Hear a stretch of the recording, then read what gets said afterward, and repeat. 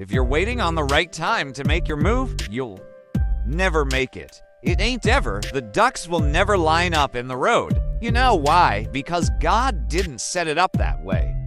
Because for you to take your leap of faith, God requires an exchange between you and Him. It's called faith. I was tired. I was 27 years old. I was tired of trying to figure it out. I'd been asking God what it was, told Him what I wanted to do, had no idea how to get on TV. Sometimes a leap of faith isn't a leap. Sometimes it's a push. Sometimes God kick you off the cliff, and you just got to go after that. I went to an amateur night.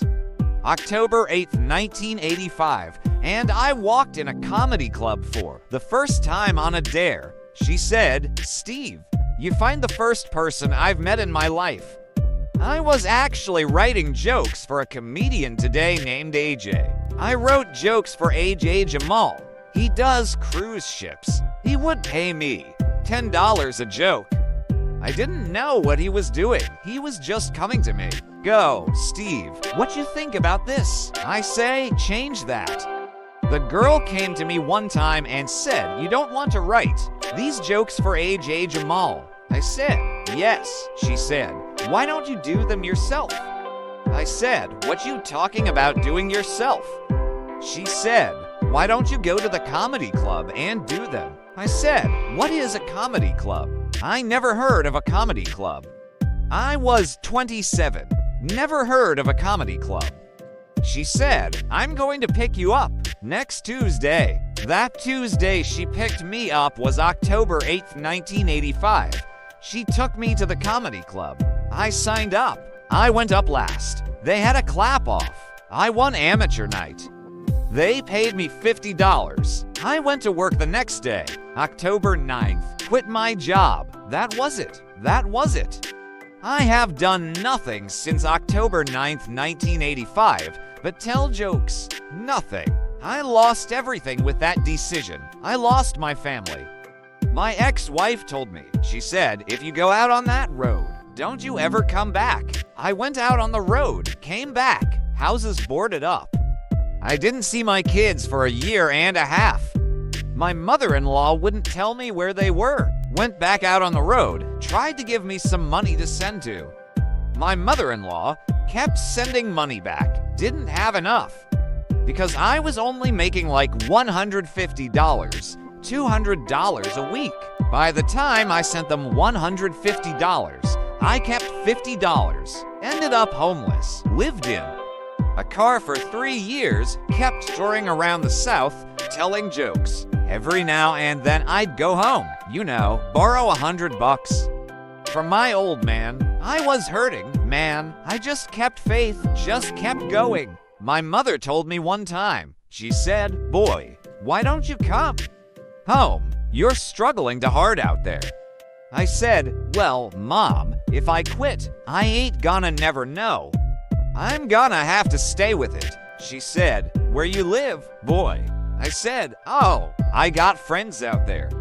I couldn't tell my mother I was homeless. It broke her heart. So I just stayed out there, kept going. Thought about giving up a whole bunch of times. But God, man, He got a way of coming through, and He just came through. And I got a phone call one time, asked me to do Showtime at the Apollo. And all of a sudden, my dream to be on TV was coming true. That's another long story. I can't tell it to you, but I ended up going to the Apollo and they loved me. And they called me back, and Mark Curry, who was on Hang With Mr. Cooper, was a host of Amateur Night. He decided he was gonna take another weekend off. I went in there and I was so funny that one night, and what I did was, they had a warm-up act, so every time they went to commercial break, the warm-up act went out there. But I was so afraid of losing the gig, I stayed out there. I did the warm-ups. Then I did the TV show. I did all the warm-ups. They loved me, and that was it. Next thing you know, I got a phone call and said, "We'd like for you to become the permanent host of Amateur Night." And that was 1991. And next thing you know, I wasn't homeless no more. Got me a check, got me an apartment. Put a waterbed on layaway, laid away a waterbed. $800 had that ******ing layaway for 9 months. 9 months to lay away a $800 waterbed. My rent was $185 in Texas. Every day you was laid, it was a $5 fee. Not one day did I have my $185 on the day I was supposed to have it, because I was still hustling.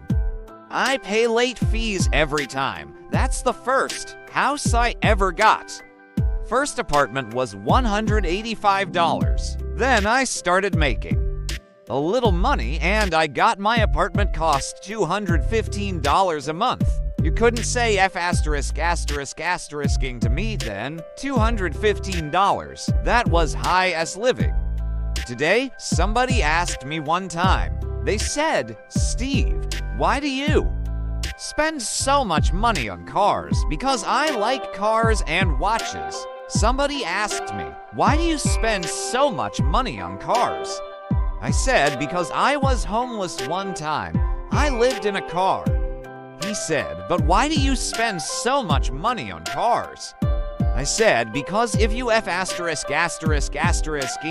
go bad again, that's the ******ing I'm living in right there. I'm living in a Rolls Royce ******true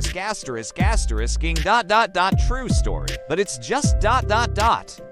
Look, man, sometimes if you're waiting on the right time to make your move, you'll never make it. The ducks will never line up in a row. You know why? Because God didn't set it up that way.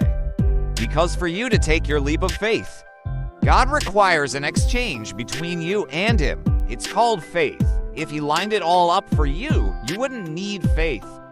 He wants to see if you really believe in Him.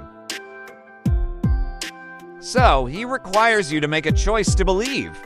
So, if you want to be whatever you want to be, you're going to take a chance. You've got to go for it. It ain't fitting to be right. That wasn't the perfect time for me to quit my job and go do comedy, but it worked out. God's going to work it out for you. Man, quit trying to figure out the how-to. The how-to is none of your business. The Bible ain't nowhere, and the Bible tell you to figure out how to. It's ask, believe, receive. Now you get on that right there? That's how you make it. It ain't nothing else now.